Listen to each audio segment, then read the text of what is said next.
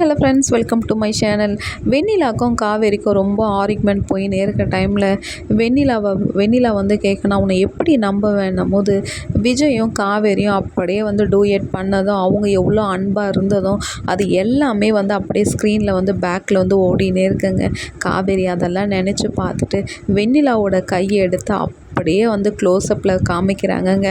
நம்ம காவேரியோட வயிற்றில் வந்து அப்படியே வெண்ணிலாவோட கை எடுத்து வந்துச்சு.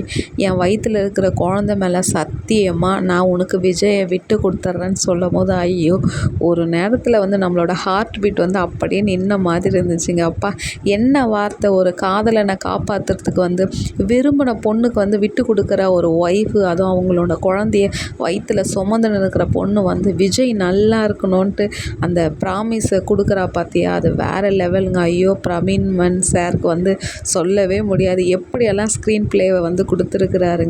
எப்படியோ உங்கள் காவேரியும் விஜயும் ஒன்று சேரணுன்ட்டு நான் நினைக்கிறேன். நீங்கள் லைக்